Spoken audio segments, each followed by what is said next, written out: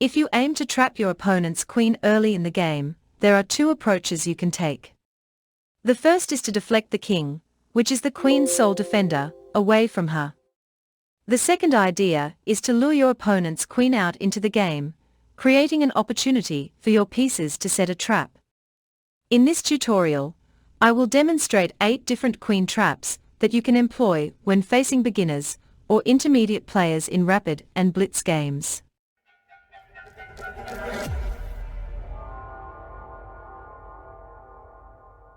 Are you ready for an exhilarating chess experience?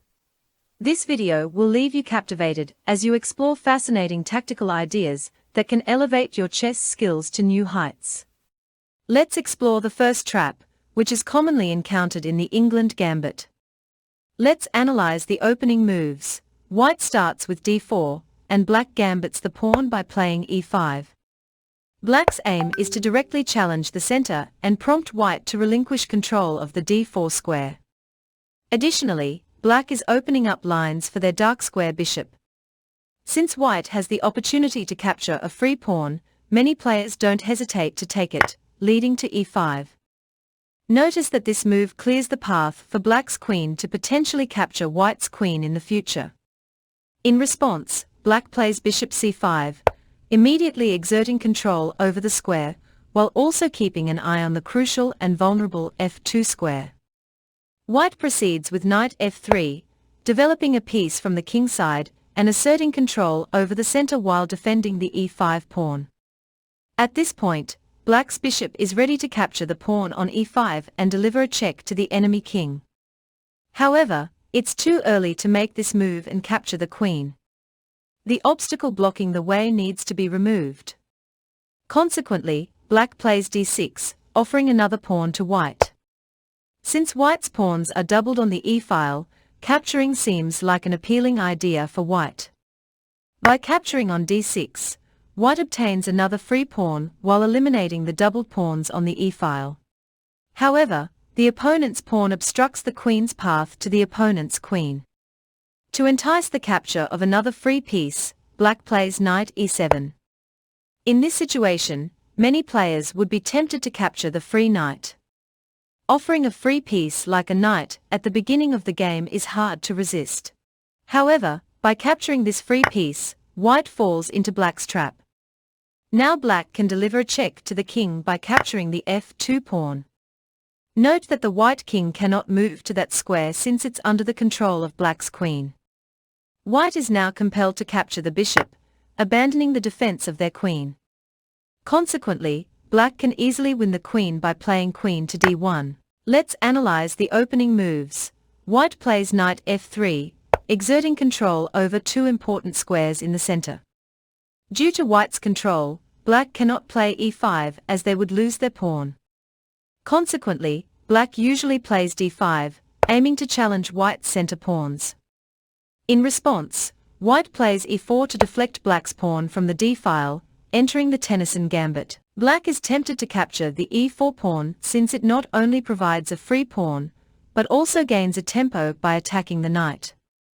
Therefore, black plays c4, attacking the knight. White responds with knight g5, attacking the e4 pawn and putting pressure on black's f7 pawn. Most of the time, black defends the attacked pawn with knight f6, which develops a kingside piece, protects the pawn, and contributes to controlling the center. Now that black's pawn has been successfully deflected from the d-file, white seeks to eliminate their own pawn. White plays d3, offering black another free pawn. Since black's pawns are doubled on the e-file, they would gladly get rid of their e4 pawn. Thus, black plays d3. Now, white has 3 options to recapture the pawn, but capturing with the pawn would lead to another pawn on the d-file, which is undesirable. Capturing with the queen would likely result in the opponent capturing the queen and diminishing the trap's value. Therefore, the best option is to capture with the bishop. White plays bishop d3, opening up the file and exerting pressure on black's h7 pawn. Black becomes uncomfortable with the pressure on their h7 pawn and plays a seemingly normal move like g6, attacking the knight and asking it to retreat.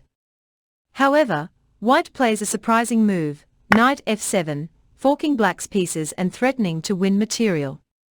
Black, not wanting to lose material, captures the knight with their king.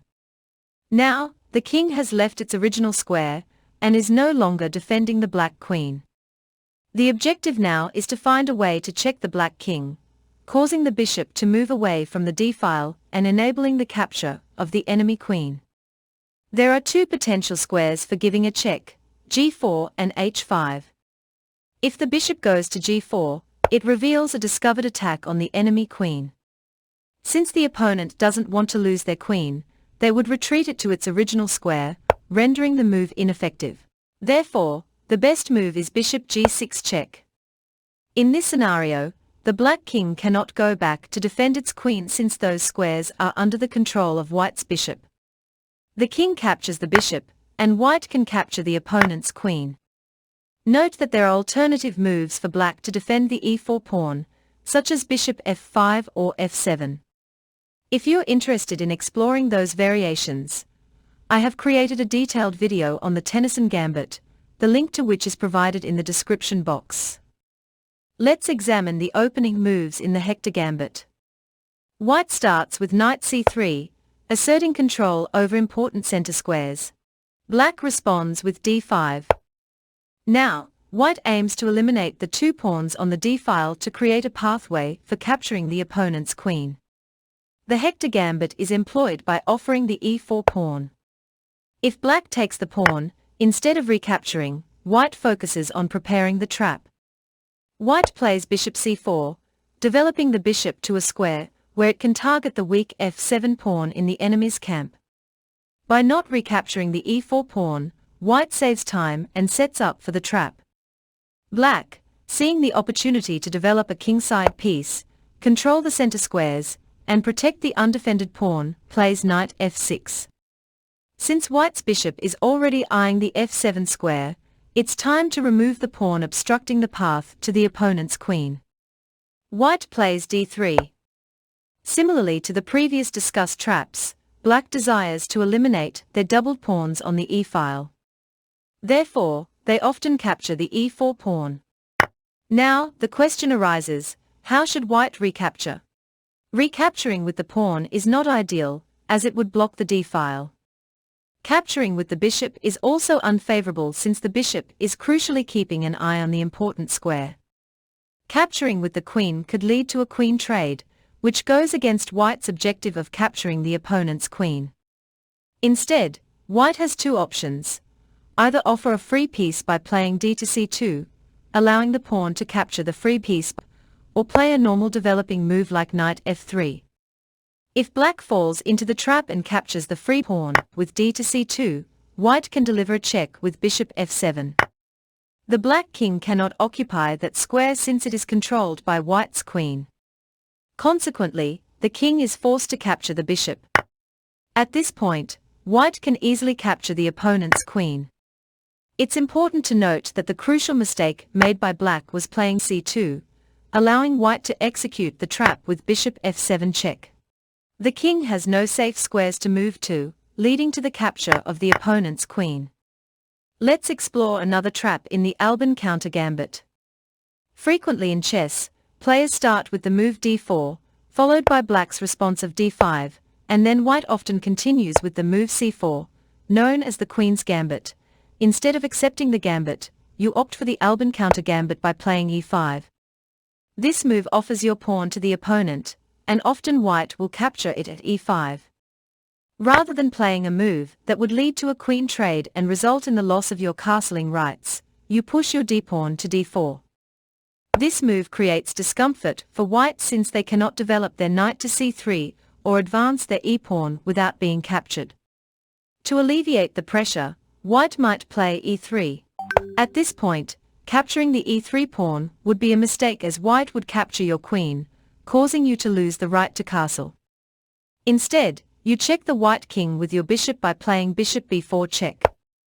Although it may not seem threatening to white, as they can block the check with one of their pieces, you have a surprise move in store.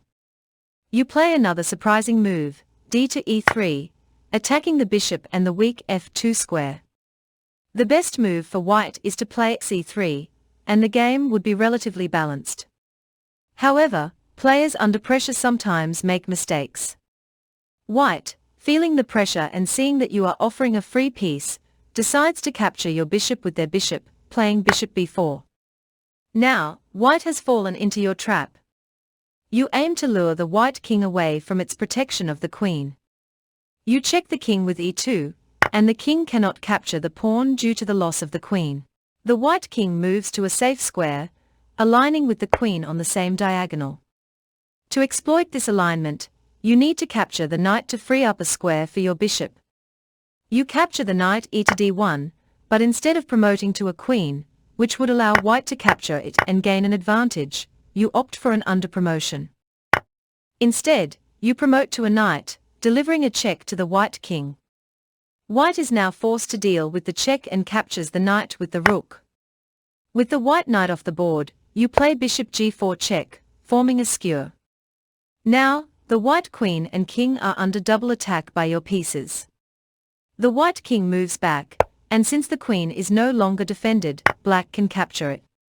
This sequence results in a significant advantage for black. Scandinavian defense starts with e4. It is common to encounter black's move d5, offering a pawn. In this situation, capturing the pawn with e to d5 is a recommended choice, as it brings black's queen onto the board. Following this, white can launch an attack on the queen by developing the knight to c3. Black has the option to bring their queen back to its original position. However, some players prefer moves like queen to a5, aiming to create tactical opportunities. If white plays d3 or d4, black's queen would pin the white knight to the white king. Instead of trying to defend the pinned knight, white should focus on development. Playing knight to f3, white develops a knight and prepares to castle. Black may respond with bishop to g4, pinning the white knight to the queen. To address this, white can play h3, attacking the pinned bishop. If the bishop retreats, white can follow up with g4, attacking the bishop again. This move also allows white to potentially fianchetto their own bishop and control important diagonals on the board. If the bishop retreats, white can also consider playing a move like g4, attacking the bishop once again. This move not only threatens the pinned bishop, but also allows white to fianchetto their own bishop, gaining control over a beautiful diagonal. Additionally, white can now castle on the queen side of the board to ensure better king safety.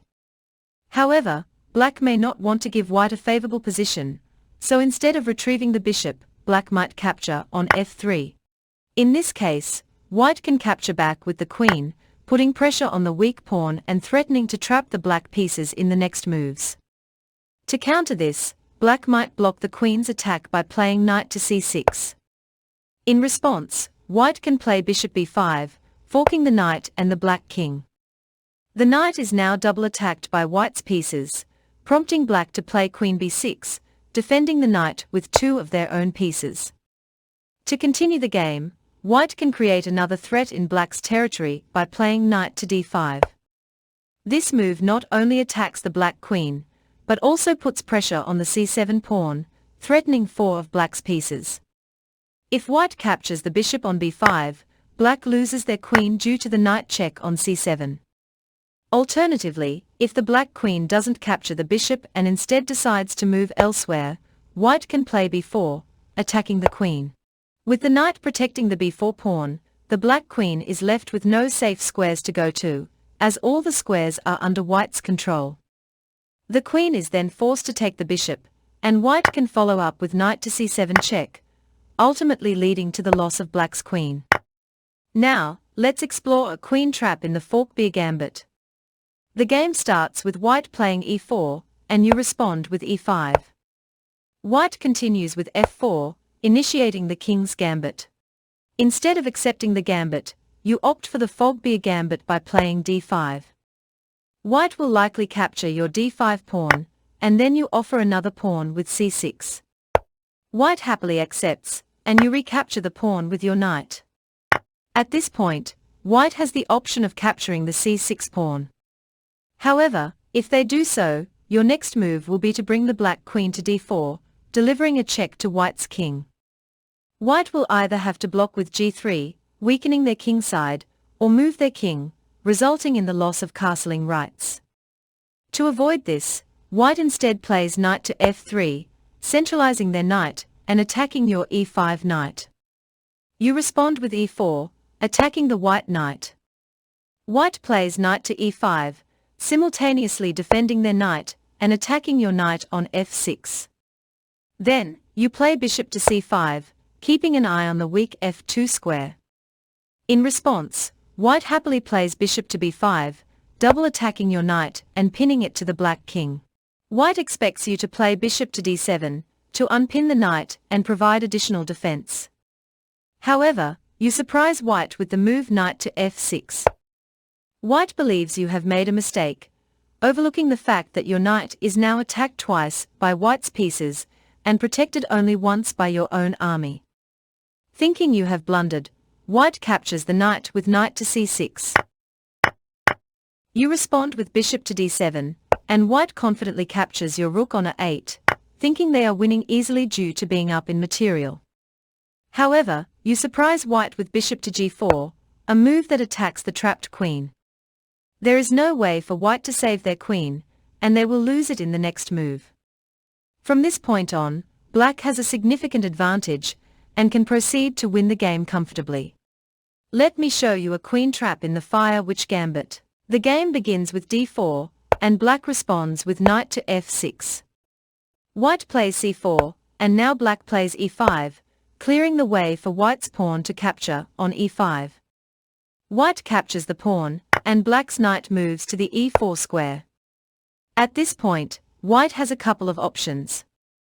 White can either play f3, attacking the knight, or play e3 to prevent black's bishop from coming to b4 and checking the white king.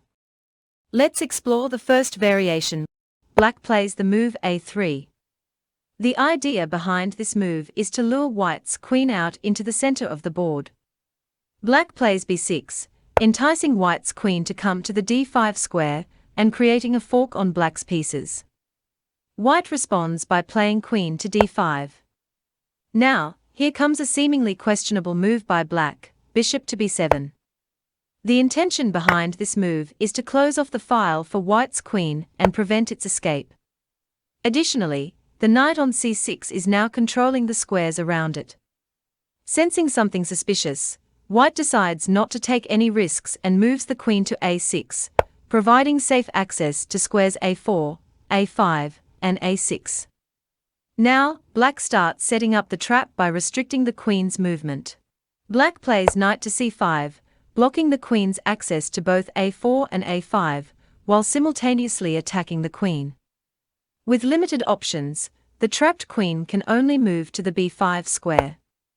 Then, white plays a6, attacking the queen once again. Surprisingly, the white queen is trapped and unable to go to the two squares controlled by the c6 knight. It is also restricted from going to the other two squares due to black's control. As a result, the queen is forced to take on c6, and black can play d to c6, capturing the queen. Let's go back a few moves. If instead of playing a3, white had opted for a standard developing move like knight to f3, it would have allowed access to a particular square for the white queen in the trap being set up. To counter this, black starts by playing b6, inviting the white queen to come to that square and putting pressure. After the white queen moves to that square, black sacrifices their bishop with bishop to b7, prompting white to capture it. Black then develops their other knight, and when the white queen attempts to retreat by playing queen to a6, a critical move comes into play. Unlike in previous variations, if black were to directly attack the queen with knight to c5, the queen would have an escape route to the a3 square, which is undesirable for black. To prevent this, black first plays bishop b4 check, forcing white to block the check with their bishop. We start by attacking the queen with knight to c5. It's important to note that the queen doesn't have access to this square, as it is under the control of the black queen. Additionally, the queen is not safe on other squares either because they are either controlled by a knight, or not under her control. As a result, the queen is forced to move to the b5 square. Before playing a6 to trap the queen, it is crucial to avoid losing our bishop for free. Thus, we first exchange bishops with bishop to d2 check, followed by knight to d2. Now, with a6, the queen doesn't have access to any of the controlled squares by black, and ultimately, we successfully capture the queen. Let's go back a few moves and explore another variation, in which white plays f3 and attacks our knight. And in response, black can play bishop to b4 plus check. Naturally, white will block this check with his bishop. However, instead of focusing on capturing the bishop on b4, black can deliver another check from another side of the board with queen to h4 check. White is forced to block this check with g3, and now black can capture the pawn with his knight. If white were to capture the knight back, then queen g3 would result in a checkmate. Let's go back a few moves. So, after black takes the pawn on f3, if white decides to capture the bishop on b4, then once again, knight to e4 would lead to a checkmate in white's position. In short, if white chooses to play f3, it turns out to be a disastrous move for his game. Now, let me show you the final queen trap, which occurs in the Budapest Gambit. The opening moves are similar to the previous trap. The game starts with d4, black plays knight to f6, and white plays c4. Here, black offers a free pawn with e5, and white takes the pawn. Black then moves a knight to e4, and white plays a 3 to prevent a bishop check on b4. Black continues with d6, offering another pawn for free. White takes the pawn, and black recaptures with their bishop. Notice how this bishop is ready to give a check to the white king on various squares, creating a discovered attack on white's queen. Now, white plays a normal developing move like knight to f3, and it's time for black to start the attack. Black plays knight to f2, forking white's pieces. White doesn't want to lose material, so the king takes the knight. Then, black delivers a check with bishop to g3. It doesn't matter how white captures the bishop, whether with a pawn or the king, because white is going to lose the queen. Before we conclude, don't forget to like, subscribe, and explore the other videos displayed on your screen. Thank you for watching, and I'll see you in the next one. Take care and peace.